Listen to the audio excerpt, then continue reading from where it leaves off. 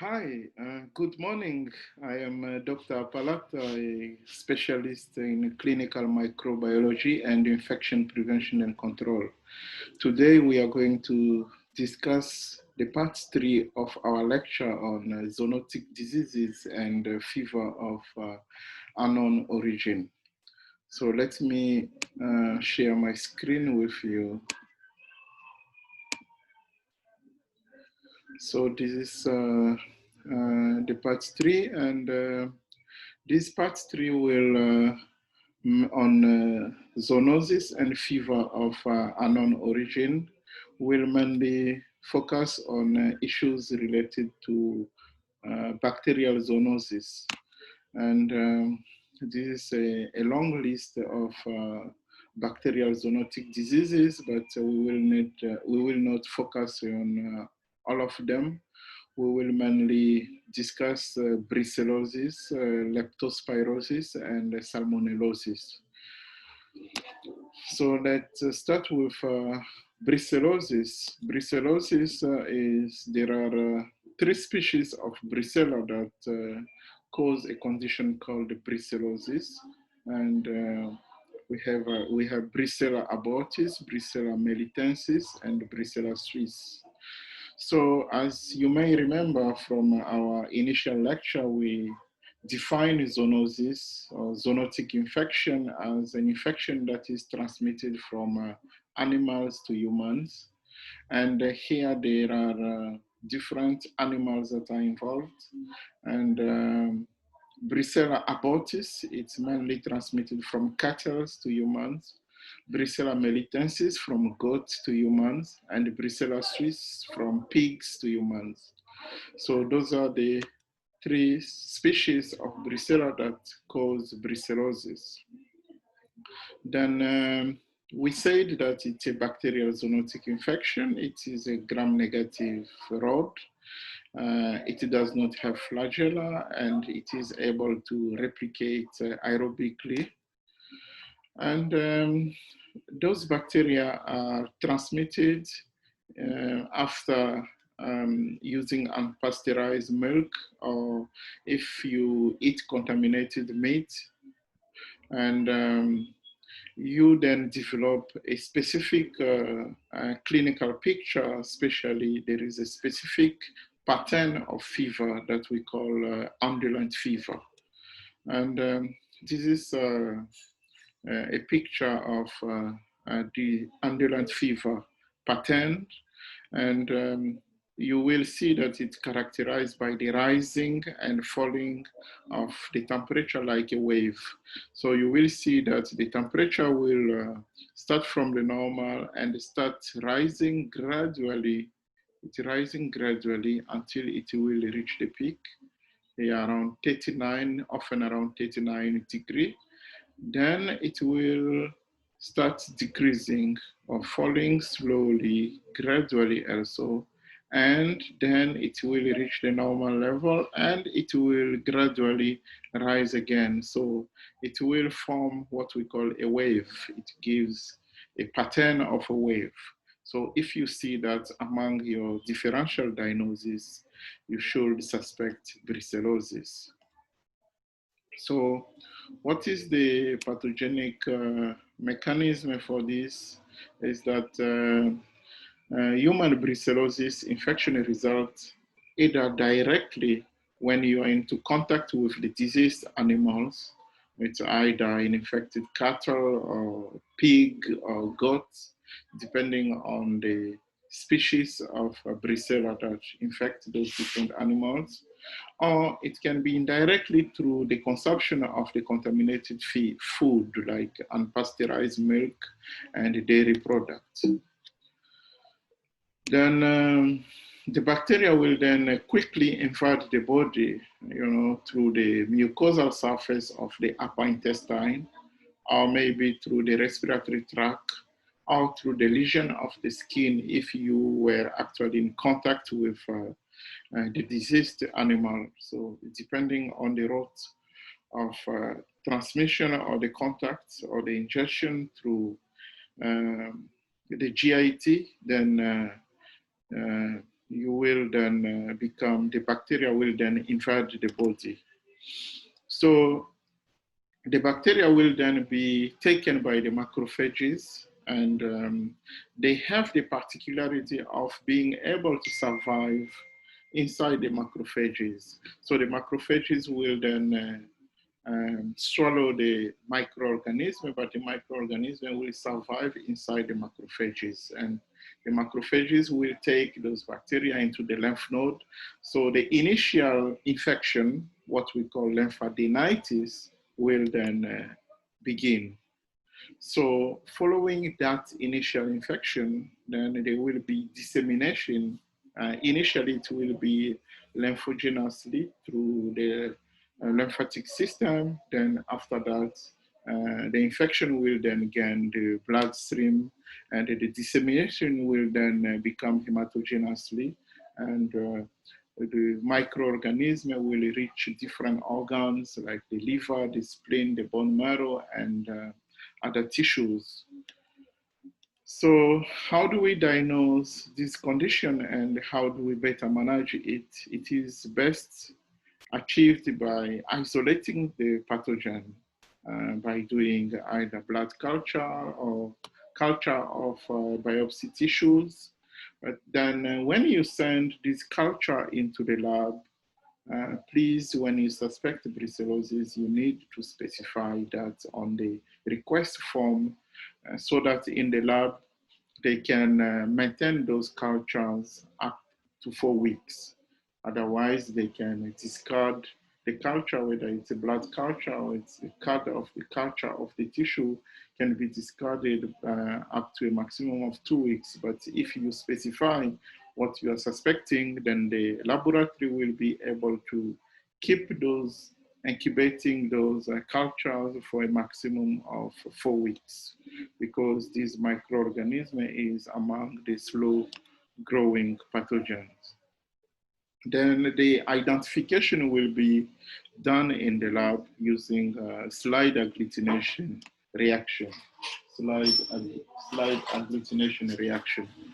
So the treatment is done using doxycycline. Doxycycline is administered during the acute phase of infection, and sometimes we combine doxycycline with gentamicin.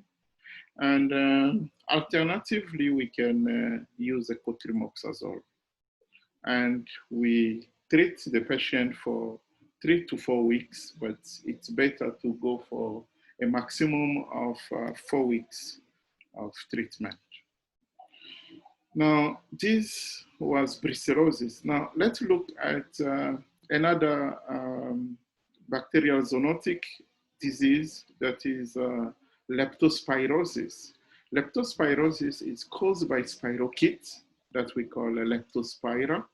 It's a spirochete, and this spirochete also does not possess a flagella, but it derives its motility by from rotating motions of its cell corpus, and it generates the motility that we can see Leptospira having.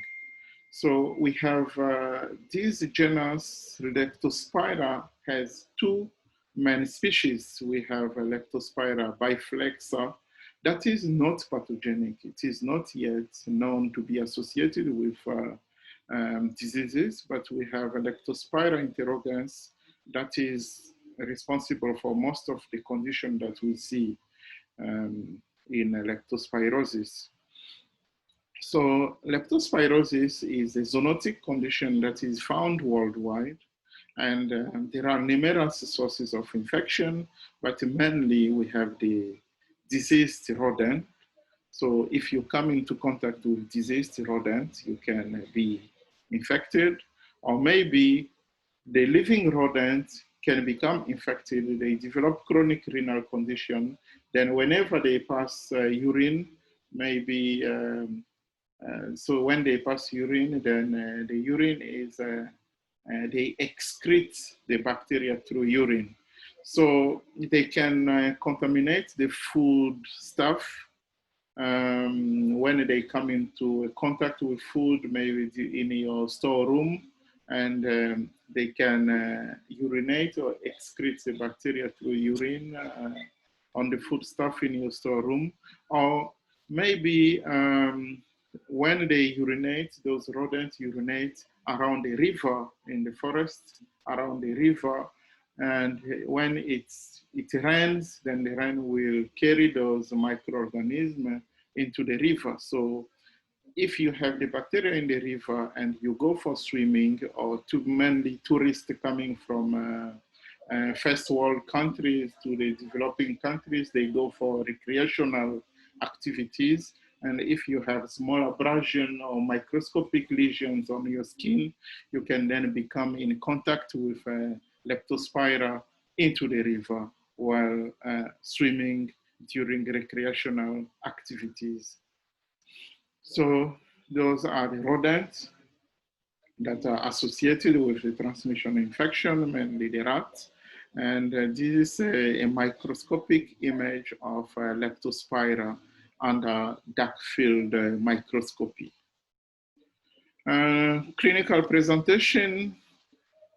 Upon contact, usually the Leptospira, we say that it can penetrate the skin through microabrasion or mucosa, and they then disseminate hematogenously, and they can cause a vasculitis. The patient can present initially with generalized vasculitis.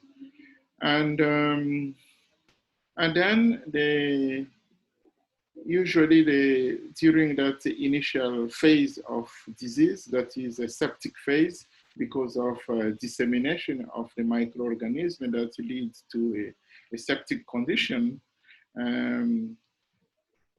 the patient will then become immune from the disease. So if you look at the fever pattern, you will see an initial peak of fever. You will see an initial peak up to 39 degrees. Then on day one, then after that, day one after the incubation period, you see an initial peak of temperature. Then you see slow decrease in over a few days of the temperature. So this decrease of the temperature is actually because of the immune stage. So it means that the patient starts building, initially they build immunity against Leptospira. Then you might see another peak. So then after that initial stage, the patient will then develop a mild form of leptospirosis infection that we call anicteric leptospirosis. So it's just a mild infection associated with the presence of Leptospira, but the patient does not yet have jaundice. That is a characteristic of this disease. But what is important here is that the patient might develop a septic meningitis. So during the initial septic stage, whether you have a generalized vasculitis or with the fever pattern that I described, you have one peak and gradually the temperature decreases over days. You can collect blood for cultures. But during the anicteric leptospirosis, patients usually develop a septic meningitis, and you can be able to collect CSF for culture or for PCR. And then after that, the patient will then develop a major form or a complicated form of leptospirosis that we call icteric form of leptospirosis. And that is also associated with a dysfunction of both the liver and the kidneys, and sometimes cardiovascular disruptions are also observed, and hemorrhages. So this is an icteric form of leptospirosis. You can see that it is the icteric form. The patient develops jaundice in both eyes. And So if you have this, you can suspect the condition with, of course, the history of the disease and the specific fever pattern. The method of choice in diagnosing this condition is through detection of antibody, what we call by the method that we call lysis agglutination reaction. So we do the lysis agglutination. And as I said earlier, that we can also do the culture of different samples. It can be blood samples or CSF samples. We can do the culture of different samples. And the treatment of choice is penicillin G. The last bacterial zoonotic that we will discuss today is salmonellosis. And salmonellosis, we have what we call typhoid salmonellosis. Typhoid salmonellosis are caused by the serovirus typhi and paratyphi A, B, and C. So the salmonella are then taken up orally. So it's an orophycal infection, so they are taken orally.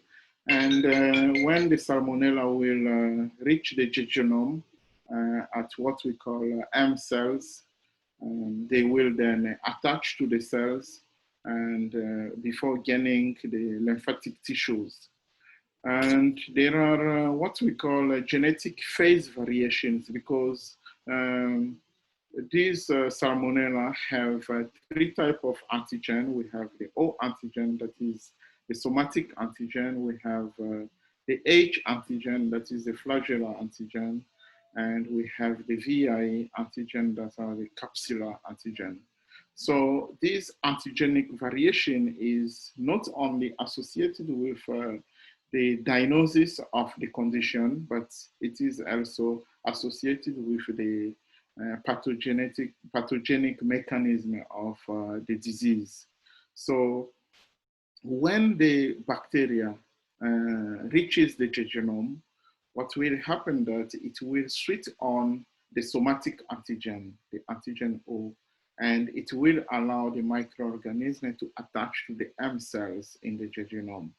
Then, but before that, when the microorganism is ingested, because of the high osmolarity in the GIT system, it will switch on the production of the H antigen, that is the flagellar antigen, allowing the microorganism to navigate through and survive the high osmolarity in the GIT system.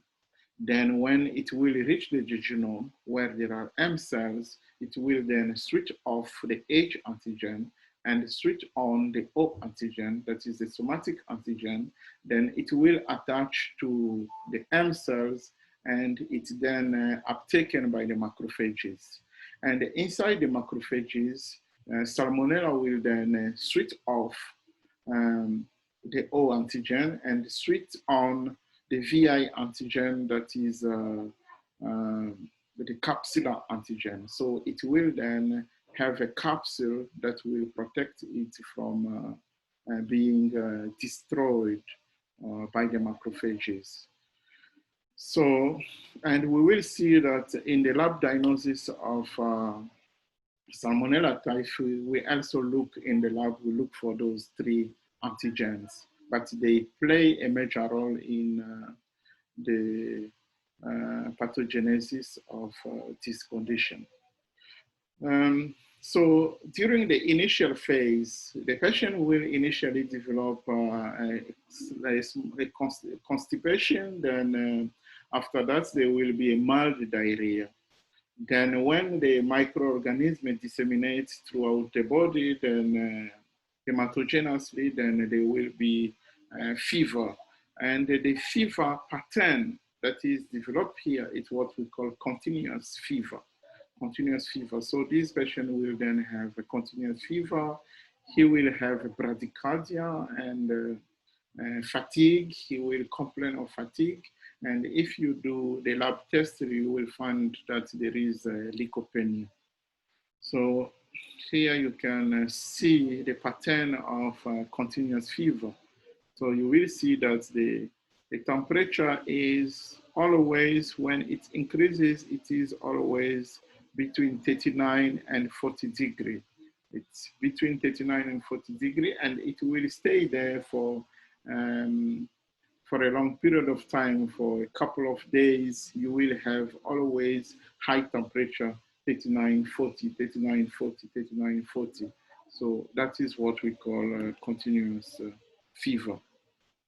Now, the sample collection depends on the stage of the disease progression. As I said, initially, when you ingest the microorganism, then you will have initial constipation with a mild diarrhea that will follow. So stool cultures are very important in making the diagnosis. Then when there is a dissemination of the infection and there is a bacteremia, then the greatest way of making the diagnosis, it's through blood culture and the cultures of the urine. And then after that, only after that, then the patient will build antibodies, and you can then do the serologic test to try to make the diagnosis. The anti-infective agents of choice are fluoroquinolones, so we can use fluoroquinolones more successfully, or we can also, alternatively, we can use third generation cephalosporin.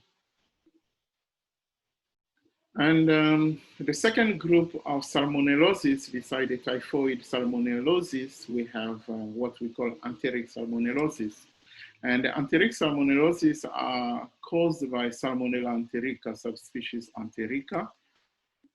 And the primary infection source is usually the livestock. And then after that, when you ingest the microorganism, it will actually attach to the enterocyte. The enterocytes found in the ileum, and they can also attach into the tissue in the colon, and specific receptors in the colon. So remember that the typhoid salmonellosis, they attach to the M cells in the jejunum, but the enteric salmonellosis, they attach to the enterocyte in the ileum. So then from there, the invasion of the mucosa will take place by production of invasive proteins on the surface of the salmonella. Then from there, microorganisms will also be taken by the macrophages through the bloodstream. And then locally, salmonella will produce enterotoxin, followed by a local inflammation. Then the patient will develop sudden diarrhea and vomiting, and sometimes accompanied by high fever. And the symptoms will then decrease after several days without any specific treatment. But if the patient become dehydrated because of diarrhea and vomiting, then we can just rehydrate the patient. If he is dehydrated, we can rehydrate the patient, and we can give a supporting treatment. So this is the end of this part 3 of our lecture on zoonotic diseases. And don't forget to review our part 1. That was an overview of zoonotic diseases and fever of unknown origin. And in part 2, we mainly discussed viral zoonotic diseases. We discussed different viruses, including Ebola viral disease and Marburg and other viral hemorrhagic fevers.